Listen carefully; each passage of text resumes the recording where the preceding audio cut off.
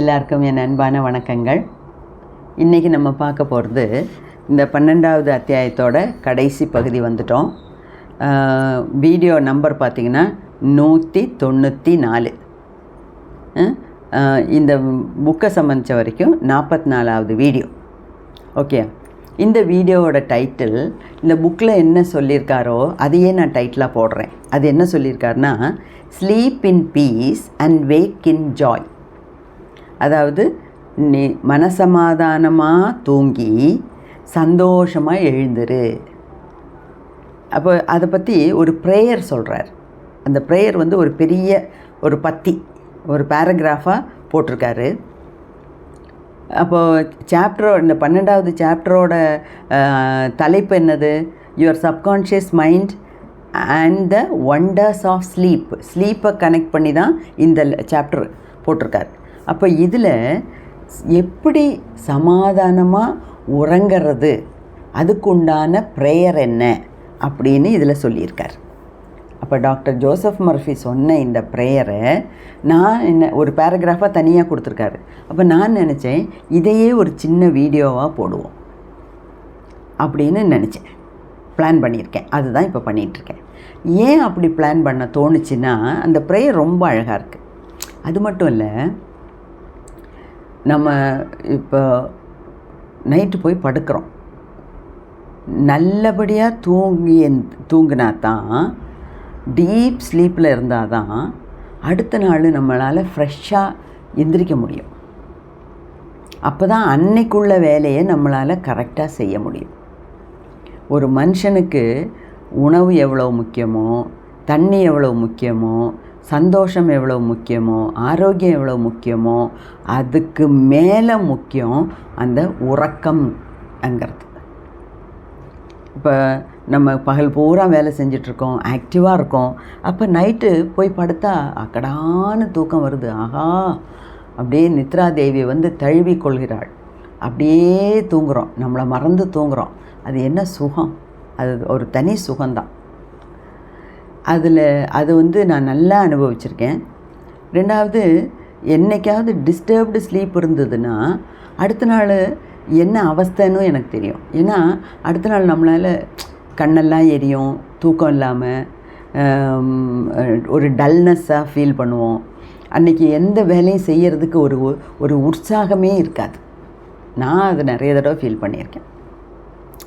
அப்போ தான் நான் உணர்ந்தேன், அடடா, ஒரு நல்ல ஒரு ராத்திரி தூக்கங்கிறது ஒரு மனுஷனுக்கு எவ்வளவு இம்பார்ட்டண்ட், எவ்வளோ முக்கியமானது அப்படின்னு. அது மட்டும் இல்லை, நிறைய இடத்துல நான் படிச்சிருக்கேன், கேட்டிருக்கேன். அதாவது இந்த உலகத்தில் லட்சக்கணக்கான ஆளுங்க நைட்டு தூக்கம் வராமல் சும்மா பெட்டில் புரண்டு படுத்துருக்காங்க. புரண்டு படுத்தே ராத்திரியை தள்ளுறாங்க. ஏன்னா அவங்களுக்கு தூக்கமே கிடையாது. அது வந்து ரொம்ப ஒரு கஷ்டமான ஒரு அவஸ்தை. ஏன்னா நான் வந்து இந்த வயசுலேயும், எனக்கு இவ்வளோ வயசாச்சுன்னெலாம் நான் நினைக்கிறதே இல்லை. நான் எப்போவுமே 16, அவ்வளோதான். ஆஸ் யங் as 16 அப்படின்னு தான் நான் நினைப்பேன். அப்போது நான் பகலில் எல்லாம் நிறைய வேலை செய்கிறேன், ஆக்டிவாக இருக்கேன், நிறைய படிக்கிறேன், நிறைய இந்த மாதிரி வேலைகள்லாம் செய்கிறேன், நிறையா பிளான் பண்ணுறேன். அதனால் காலையில் விடிஞ்சால் நைட்டு வர்ற வரைக்கும் எனக்கு எப்படி டைம் போகிறதுனே தெரியல. ஏன்னா ஒவ்வொரு வேலை செய்கிறதுலேயும் எனக்கு இன்வால்மெண்ட்டு உண்டு. புஸ்தகத்தை அடுக்கி வைக்கணுமா, ஷெல்ஃபை க்ளீன் பண்ணணுமா, துணி துவைக்கணுமா, அடுக்கலையில் சமையல் பண்ணணுமா, வீடியோ பண்ணணுமா, வெளியே 4 பேர்த்திட்ட போய் பேசணுமா, ட்ராவல் பண்ணணுமா, எல்லாமே எனக்கு பிடிச்ச விஷயங்கள். அதனால் எது பண்ணாலும் நான் சந்தோஷமாக பண்ணுறேன். அதனால் நைட்டு நல்ல நிம்மதியாக தூங்குறேன். டச்வுட், நிம்மதியாக தூங்குறேன். ஆனால் இதே நான் நைட்டு தூக்கம் வராமல் தவிச்ச நாட்களும் உண்டு. எப்போவுமே வெயிலுக்கு போனால் தான் நிழலோட அருமை தெரியும்பாங்க. அது மாதிரி எத்தனையோ நாள் வீட்டில் எத்தனையோ சண்டைகள் வரும், சச்சரவுகள் வரும், பிறப்பு, இறப்பு, துக்கம், இதெல்லாம் எல்லா மனுஷனுக்கும் வர்றது தானே. அப்போ அந்த மாதிரிலாம் வரும்போது எனக்கு வேற ஒன்றும் இல்லை. இந்த இறப்பு பிறப்பு எல்லாம் கூட நம்மளால் தாங்கிக்க முடியும். இந்த வீட்டில் சண்டை வந்துருச்சுன்னா எனக்கு பிடிக்காத விஷயம். வீட்டில் சண்டை போட்டால் நம்மளும் பேச வேண்டி வரும், நம்மளும் ஏதாவது சொல்லுவோம், அப்படி இப்படி மனஸ்தாபம். அதுக்கப்புறம் அந்த மாதிரி ஒரு சிச்சுவேஷன் தான் எனக்கு லைஃப்பில் பிடிக்காதது. ஆனால் நான் லைஃப்பில் நிறைய நேரிட்டிருக்கேன் அந்த மாதிரியெல்லாம். எப்போவுமே இப்போ பெட் ஆஃப் ரோசஸில் நடந்துகிட்ருக்கேன் அப்படின்லாம் சொல்கிறதுக்குள்ள நான் நிறைய பட்டு தான் இந்த லெவலுக்கு வந்திருக்கேன். ஓகே, அப்போது அதில் என்ன ஆகும்னா, இந்த பகலெல்லாம் வேலை செய்கிறதுனால ஸ்கூலுக்கு போகிறேன், 8 பீரியடு கத்துறேன், 8 பீரியடு ஒர்க் பண்ண வேண்டியிருக்கு, பசங்களோட கத்த வேண்டியிருக்கு, வேலை செய்ய வேண்டியிருக்கு. உடனே ஓடி வந்து வீட்டுக்கு வந்தால் சமையல் பண்ணணும், குழந்தைங்கள பார்க்கணும், துணி துவைக்கணும். என்ன தான் வேலைக்காரவங்க அவங்கவுங்க இருந்தால் கூட நம்ம செய்ய வேண்டிய வேலையை நம்ம தான் செய்யணும் இல்லையா? அப்படியெல்லாம் செஞ்சு வரும்போது அசதியாக அக்காடா அப்பாடா அன்னு போய் தூக்கம் வருது, தூங்கிடுவேன். ஒரு 10 மணிக்கு தூங்கினேன்னா 12க்குள்ளே நல்லா தூங்கிடுவேன். அந்த வீட்டில் என்றைக்காவது சண்டை சச்சரவு ஏதாவது நடந்திருந்தால் 12க்கு டக்குன்னு எனக்கு முழிப்பு வந்துடும். முழிப்பு வந்துருச்சுன்னா அப்புறம் தூக்கமே கிடையாது. நான் ஓப்பனாக சொல்கிறேன், நிறைய பேர் விஷயத்துலேயும் இது மாதிரிலாம் நடந்திருக்கு. அப்படியே எப்போவுமே சப்பர மஞ்சத்திலேயே படுத்து உறங்கி அப்படியே ராணி மாதிரி வாழ்ந்தேன்லாம் நான் சொல்கிறதுக்கு இல்லை. நிறையா அனுபவங்கள் எனக்கு உண்டு. அந்த அனுபவங்கள் தான் என்னை இந்த நிலைமைக்கு கொண்டு வந்திருக்கு, மனசில் ஒரு பக்குவத்தை கொடுத்துருக்கு. அப்போ இந்த 12 மணிக்கு தூங்கி அந்த அந்த டிஸ்டர்பன்ஸ்னால 12 மணிக்கு தூக்கம் போயிடும். தூக்கம் கலைஞ்சி எந்திரிச்சிட்டேன்னு வச்சுக்கோங்க, அப்புறம் விடிகிற வரைக்கும் 6 மணி 6:30 வரைக்கும் தூக்கமே கிடையாது. 1 மணி 1:30 மணி 2 மணி 2:30 மணி 3 மணி கிளாக்கு இப்படியே சுற்றிட்டு நடக்கும். அதை டைம் போகிறது. ஆனால் எப்படி எந்திரிச்சு உட்காந்து புக்கை படித்து பார்த்து புரண்டு படுத்து ரைட் சைடு படுத்து லெஃப்ட் சைடு படுத்து தண்ணி குடித்து பாத்ரூம் போய் திருப்பியும் வந்து படுத்து என்ன பண்ணாலும் தூக்கம் வராது. ஏன்னா மனசில் ஏதோ ஒரு விஷயம் நம்மளை போட்டு அலட்டிக்கிட்டு இருக்கு.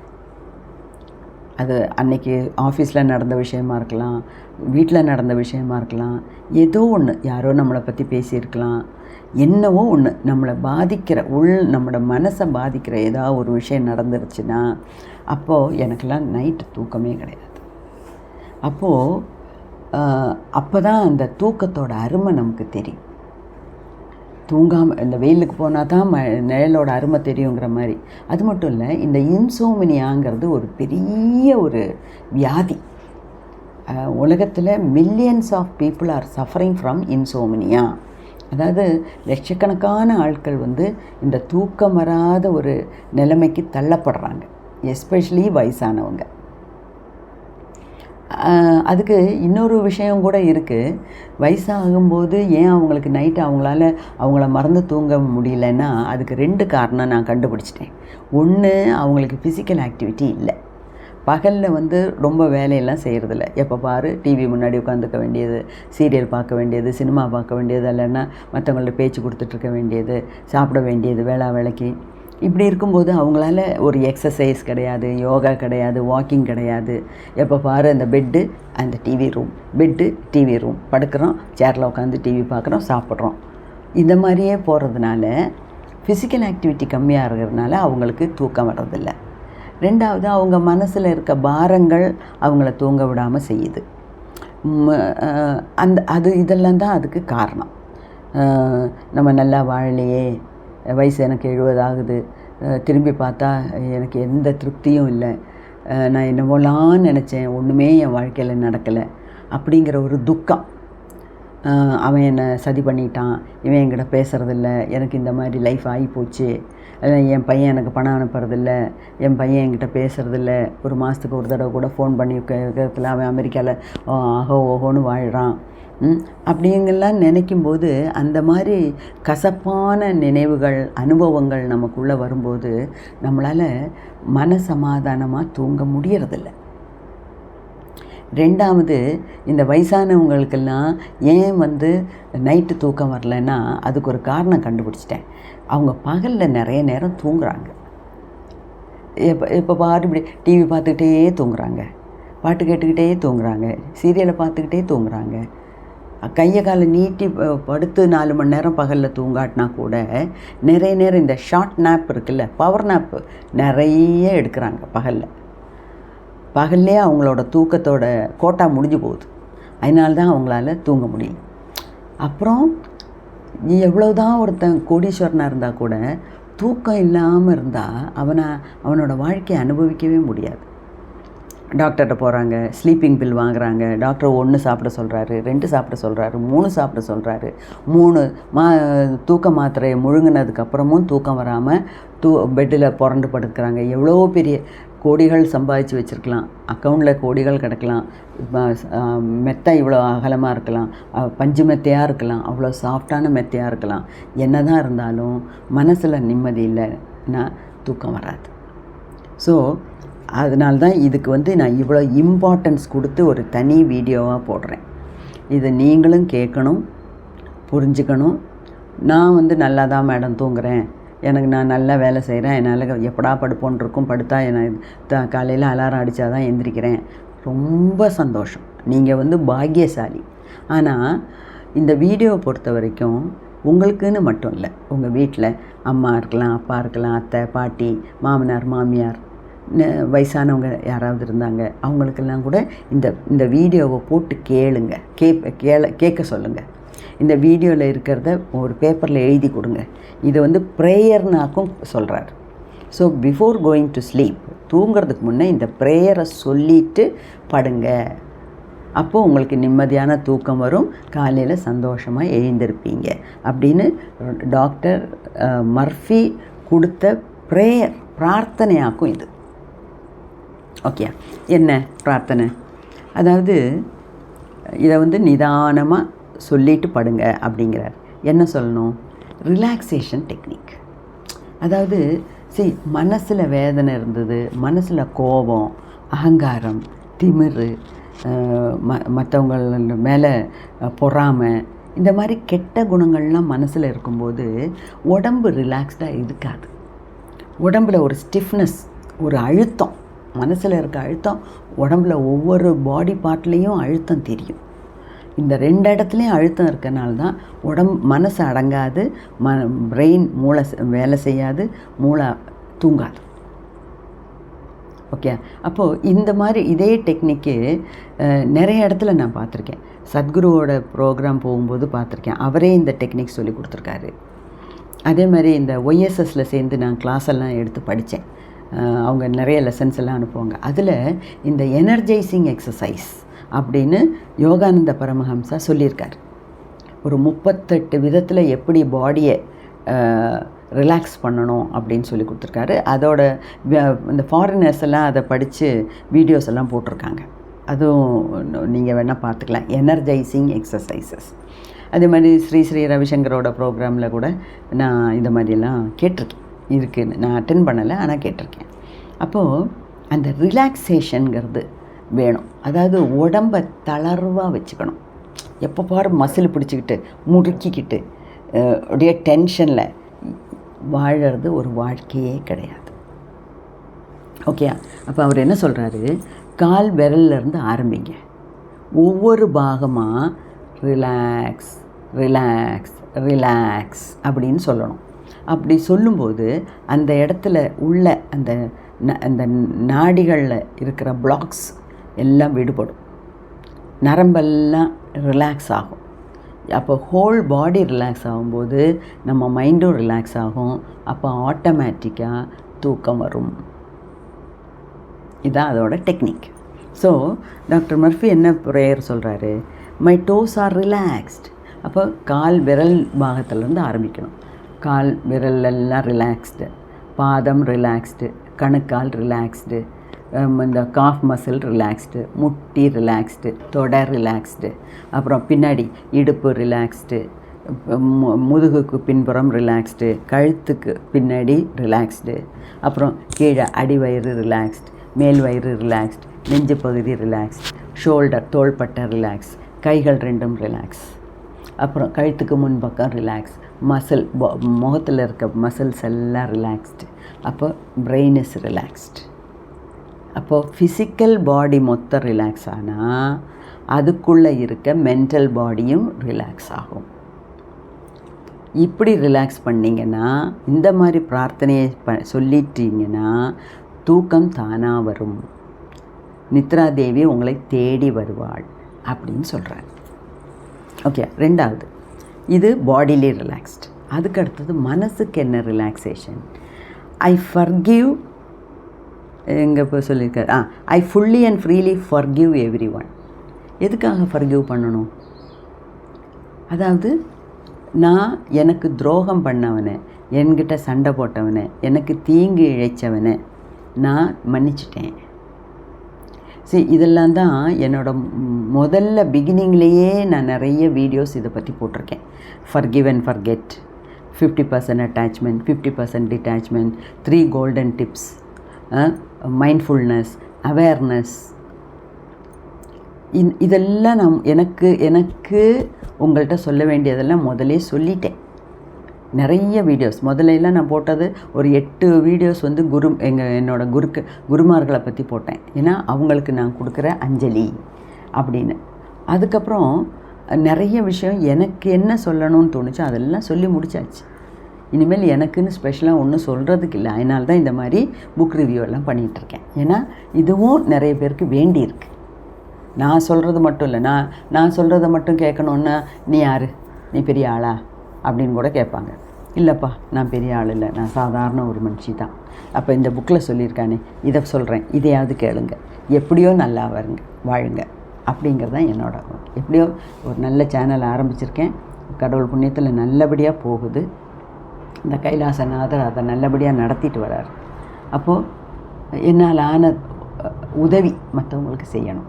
ஏன்னா எனக்கு இப்போ பிரபஞ்சம், என்னோடய கடவுள், என்னை படைத்தவன், அந்த ஆண்டவன் எனக்கு இப்போ கொடுத்துருக்க கட்டளை இது தான். நீ நிறைய புக்கெல்லாம் ரிவ்யூ பண்ண, நீ ஒரு டீச்சர், நீ நல்லா எக்ஸ்பிளைன் பண்ணி கொடு. நிறைய பேர்த்துக்கு புக்கு வாங்க காசு இல்லை, காசு இருந்து வாங்கினா படிக்க நேரம் இல்லை, படித்தா புரிய மாட்டேங்குது. இந்த மாதிரி எல்லாம் கொஞ்சம் சோஷியல் சர்வீஸ் பண்ணு அப்படின்னு கடவுள் எனக்கு உத்தரவு போட்டிருக்காரு. அதனால் நான் பண்ணுறேன். அதில் எனக்கு சந்தோஷமும் உண்டு. நீங்களும் என்ஜாய் பண்ணுறீங்கன்னு தெரியுது. நல்லபடியாக இருங்க. நம்ம எல்லோரும் சந்தோஷமாக இருக்கும். ஓகே, ஸோ உடம்பு ரிலாக்ஸ் பண்ணணும், அடுத்தது மனசை ரிலாக்ஸ் பண்ணணும், நமக்கு கெடுதல் நினச்சவனை மன்னிச்சிட்டேன்னு சொல்லணும். யார் மேலேயும் நமக்கு கோபம், தாபம், துவேஷம், எரிச்சல், வெறுப்பு, காழ்ப்பு மனப்பான்மை, துரோகம் பண்ணுற மனப்பான்மை, இதெல்லாம் தேவையில்லாத விஷயம்.